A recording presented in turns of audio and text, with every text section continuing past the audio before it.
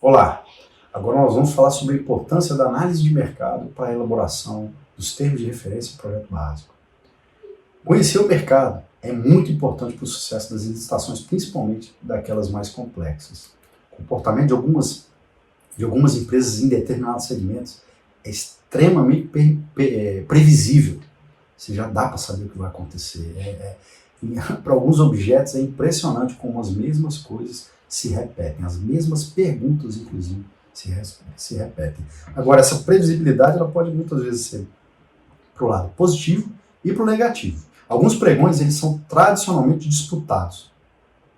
Outros têm a tendência de ter somente participações de fachada. Então, tem alguns objetos, né, que você percebe que as licitações, a disputa ela é uma disputa só de fachada. Isso também dá para você verificar. Então, avalie as atas dos pregões, veja quais são as empresas que participaram, vejam o comportamento dos lances, entendam como que é feito os lances, para você saber com quem você está trabalhando. E aí o importante é, prepare-se, né? Vendo essas informações, você consegue se preparar e entender como é que esse mercado vai se comportar. Eu já tive que responder alguns questionamentos de empresas, questionamentos e impugnações diferentes, que na verdade não eram diferentes. Era um fornecedor que entrava com várias perguntas, com empresas diferentes, e que no final estava olhando lá que o CNPJ era o mesmo sócio. O motivo era meio que dissimular as perguntas, talvez para esconder o jogo da proposta dele no final, não sei, mas botava 3, 4 empresas para ficar fazendo questionamentos em paralelo, e alguns questionamentos até mesmo de dúvidas que a gente tinha esclarecido durante reuniões com o fornecedor.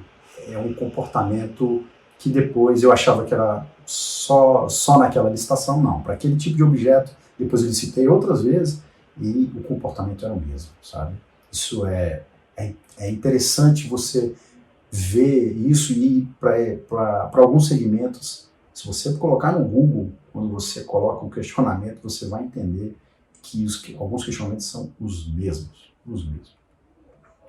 Cheguei já até a pesquisar em outras licitações e constatei perguntas idênticas àquelas que eu estava sendo questionado naquele momento, né? E aí agora eu vou trazer algumas questões super práticas, assim, de análise de mercado, do que você pode fazer para entender o tipo de pregão ou de licitação de compra que você vai fazer, tá bom?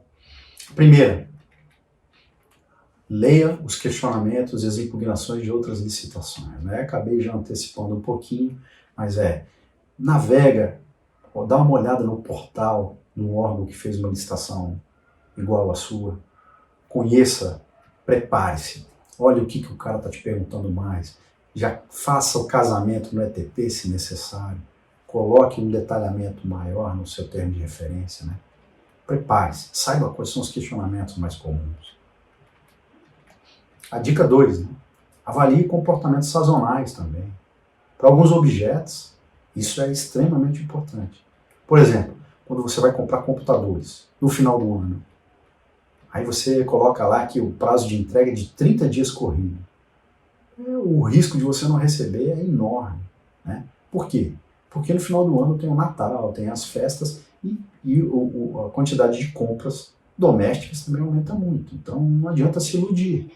Eu já comprei computador algumas vezes, até mesmo no final de ano também, e o fornecedor já chega avisando, olha, eu não consigo entregar em 60 dias porque falta matéria-prima na China, ou então tem greve num outro país. Então, assim, não adianta se iludir para alguns comportamentos sazonais, né? Eu não estou me lembrando de outro de TI, mas eu lembro quando estava no Comprasnet, material escolar, né? Todo mundo começa a comprar muito material escolar em janeiro, né? Em fevereiro, fazer compras de materiais de escritório nessa época pode ser o resultado pode ser negativo, que fica mais inflacionado, né? Tem uma procura maior. Então, esse comportamento sazonal é importante a gente avaliar para cada tipo de objeto e tomar a decisão de qual é a melhor hora de comprar. Talvez seja melhor comprar um pouquinho mais na frente, né? Ou seja, para receber ou então para obter um preço melhor. Existem algumas variáveis aí que podem influenciar o preço, mas comportamento sazonal para determinados objetos pode influenciar a tua decisão. A dica 3. Negocie com fornecedores antes de terminar o ano fiscal. A gente sabe que algumas empresas, principalmente as americanas, elas têm um ano fiscal diferente, que termina em maio, né? E aí você não estou falando para fechar a compra, estou falando de você definir o escopo daquilo que você quer comprar. Aí, normalmente, a empresa consegue fazer reserva de preço junto ao fabricante. E, às vezes, isso ajuda. Não é para todos, pessoal. E aí, principalmente aqui eu estou falando de licença, de subscrição de softwares. Muitas vezes, definir o escopo da sua contratação antes dela fechar o ano fiscal pode te ajudar a ter melhores preços, ok? Dica 4. Avalie utilizar o recurso de vantagem competitiva em licitações para renovação e upgrade. Licitações, por exemplo, para renovação e upgrade de licenças já adquiridas pode ser um prato cheio para abuso. Por exemplo, você fez uma licitação lá atrás para aquisição de licença de antivírus, por exemplo, e aí depois quando você vai renovar, o fornecedor se excede um pouco e aí está exigindo o preço da renovação quase aquele que você adquiriu. E aí você tenta negociar com ele, não, é o dólar, é o vento, aí tem um monte de variáveis que ele não gosta de abrir o jogo, e aí você fica numa sinuca de bico. Então, avalie, incluir ou lotes, um lote para renovação e outro lote para aquisição. E deixa o seu termo de referência de uma forma com que as especificações fiquem extremamente abertas, para que se um fornecedor de fora conseguir ganhar a aquisição num valor menor do que a renovação, você homologa só o item 1, certo? Ou então você deixa super aberto e bota no objeto lá, aquisição ou renovação de licenças. E na hora da especificação, não fecha com o objeto do software que você adquiriu lá atrás. Isso aumenta a competitividade. Eu já vi licitações desse tipo, em que você deixa só aquele ar de disputa e você consegue ter preços melhores. E a dica 5 é avalie os produtos-chave do fornecedor, né? No caso de licenciamento de softwares, ou alguns lançamentos de produto podem influenciar significativamente o resultado.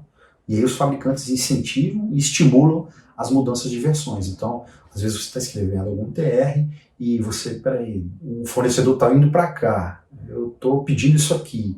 Às vezes o fato de você já contemplar algum produto que o fornecedor está direcionando para onde é o futuro dele, você não tem muita opção, e eu vou falar abertamente aqui, da Microsoft, por exemplo, né? Se ela está indo para um mundo muito de licenças dela na nuvem, e você está exigindo licenças de um determinado tipo aqui, avalie esses produtos em que o fabricante está indo o rumo dele. Isso pode fazer muita diferença no seu TR. Tá bom, pessoal? Então, essas são algumas dicas aí de análise de mercado para a elaboração dos nossos TRs e projetos básicos. Espero que tenha sido muito produtivo para você. Um abraço, nos vemos nas próximas aulas.